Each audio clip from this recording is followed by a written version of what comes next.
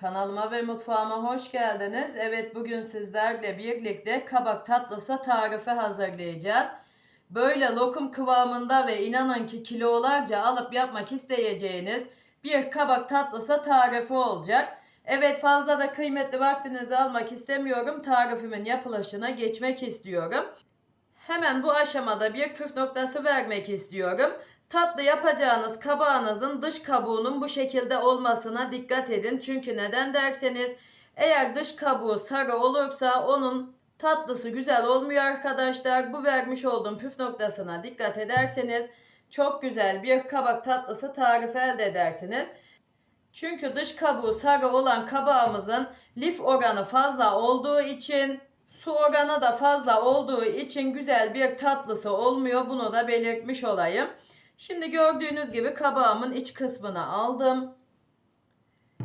Hemen böyle biraz daha almak istiyorum.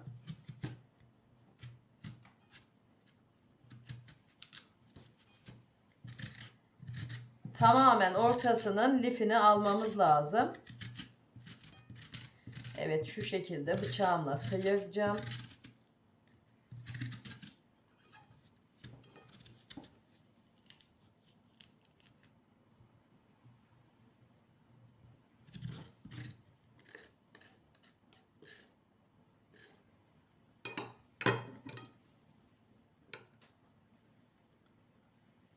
Şimdi kabağımı bu şekilde ortadan ikiye bölüyorum. Yani bakar mısınız, bıçakla bile zor kesiliyor. O kadar güzel bir kabak.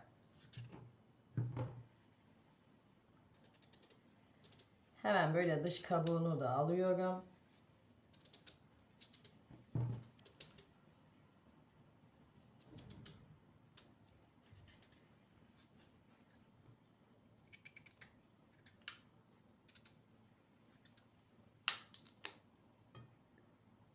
Bu yeşil olan yerlerini iyice temizleyelim.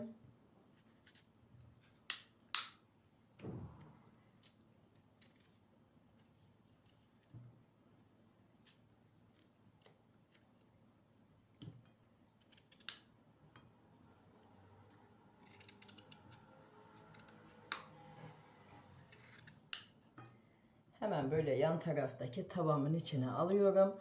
Aynısı gibi bu kabağımın da kabuğunu temizleyeceğim. Kabuğunu soydum kabağımın. Şimdi bu büyüklükte dilimliyorum.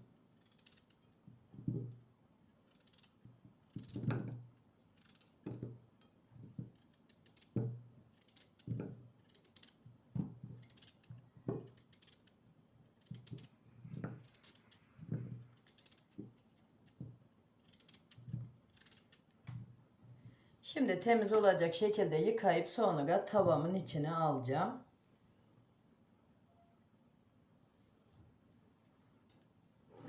Hemen böyle tavamı getirip içine alıyorum.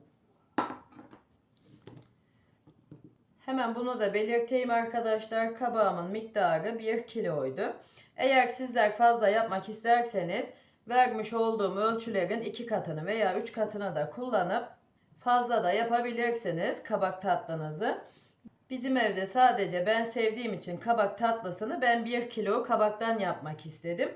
Dediğim gibi sizler fazla da yapabilirsiniz. 1,5 su bardağı da burada şekerim var. Hemen üzerine ilave ediyorum.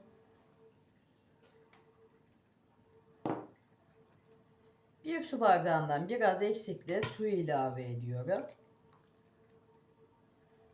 Şimdi ocağımızın üzerine alalım. Gördüğünüz gibi ocağımın üzerine aldım. Ocağımın altına da orta ateşe getirdim. Şimdi ağzına kapatacağım ve yarım saat kabaklarımı pişireceğim. Hemen burada da bir püf noktası vermek istiyorum. Kabağımız 20 dakika piştikten sonra son 10 dakikasında da karamel sosumuzu hazırlayacağız ki 30 dakikaya tamamlansın, bilginize. Evet, kabağım 20 dakika pişti. Hemen böyle ağzını açıp göstermek istedim sizlere. Şimdi hemen böyle yan tarafa alacağım. Hemen böyle ağzını kapatacağım. Bu tarafta da karamelimizi hazırlayalım. Böyle tavama alıyorum. 2 yemek kaşığı da şeker ilave ediyorum. Şimdi kısık ateşte hiç karıştırmadan bu şekilde kendi halinde şekerimin erimesini sağlayacağım. Gördüğünüz gibi şekerimiz eridi.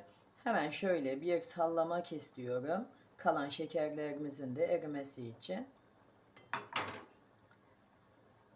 Şekerimizi yüksek ateşte değil, gayet kısık ateşte eritmeliyiz. Çünkü neden derseniz yüksek ateşte eritirsek şekerimiz yanar. İstediğimiz kıvamda bir karamel sosu elde edemeyiz. Şekerimiz tamamen eridi. Şimdi hemen böyle tatlımı bu tarafa alıyorum. Ağzını açıp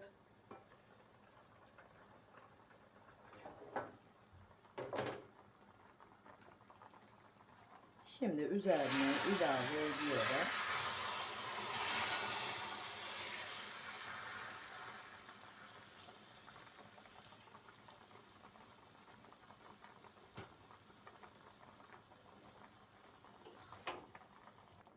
Kabaklarımız yarım saat pişti. Gördüğünüz gibi şekerimi burada eritirken kalan 10 dakikasını da yan tarafta pişirdim. Şimdi tekrardan ağzını kapatacağım ve bir 10 dakikada karamelimle pişireceğim bilginize. 10 dakika pişti. Şimdi ağzını açıyorum ve 5-6 dakikada ağzı açık pişireceğim. Hemen böyle kabağıma çatalımı batırıp göstermek istiyorum sizlere pişip pişmediğini. Gördüğünüz gibi çok güzel pişmiş kabağımız. Yani bütün vermiş olduğum püf noktalarına dikkat ederseniz çok güzel bir kabak tatlısı elde edebilirsiniz. Bunu da belirtmek istedim. Tatlımız tamamen pişti. Ocağımın üzerinden de aldım. Hemen şöyle şerbetini de göstereyim. Bakar mısınız? Yani o kadar güzel bir kabak tatlısı tarifi oldu ki kesinlikle asla kaçırmanızı tavsiye etmem. Hatta kaydedin, kaybetmeyin. Her zaman yapmak isteyeceğiniz bir kabak tatlısı tarifi oldu. Hemen bunu da belirteyim. Şerbeti birazcık akışkan gibi görünse de tatlımız dinlendikçe şerbetimiz daha da koyulaşıyor. Bunu da belirtmiş olayım. Zaten servis tabağıma alırken sizler de göreceksiniz. Tatlımız dinlendikçe şerbetimizin de koyulaştığını. Şimdi tatlımız tamamen soğusun. Soğuduktan sonra servis aşamasına da geçip sizlerle iç dokusunu da paylaşacağım. Tatlımız tamamen soğudu ve dinlendi. Hemen böyle servis tabağımın içine almak istiyorum.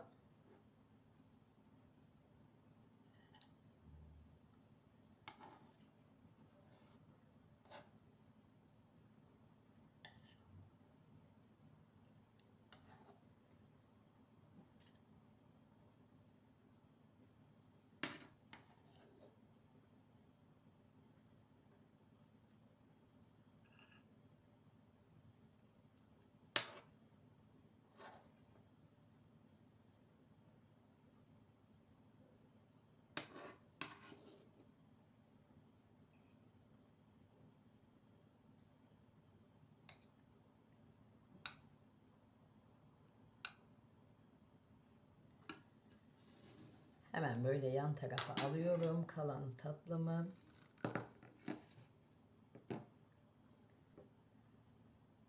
Üzerine tahin ilave ediyorum.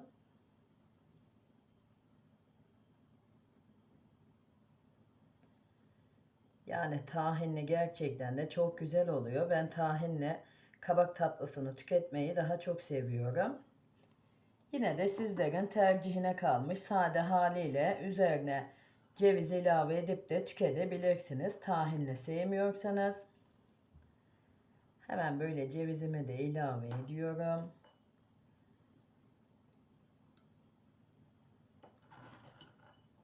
Böyle bol cevizde de çok güzel oluyor. Böyle bol bol ilave edin cevizinizi de eğer cevizi seviyorsanız. Şimdi gelelim en güzel ana, iç dokusunu da hemen sizlerle paylaşayım.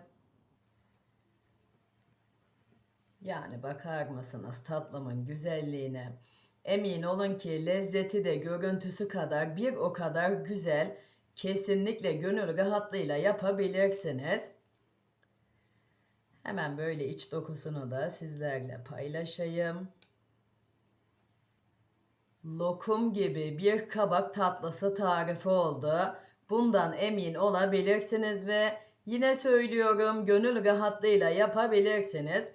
Vermiş olduğum bütün püf noktalarına dikkat ederseniz benim gibi böyle çok güzel bir kabak tatlısı elde edersiniz. Bir tadına bakmak istiyorum. Hakkınızı helal edin.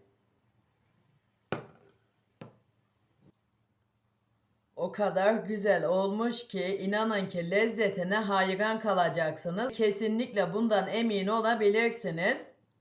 O kadar güzel olmuş ki ben lezzetine hayran kaldım.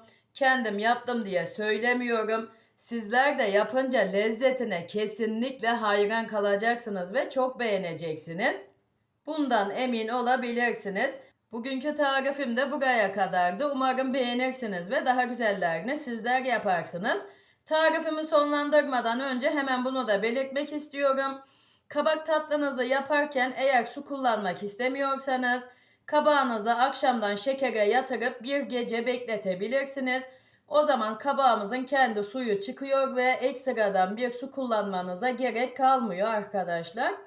Bunu da belirtmiş olayım. Benim bir gece bekletmeye vaktim olmadığı için kabağıma ben su eklemek zorunda kaldım.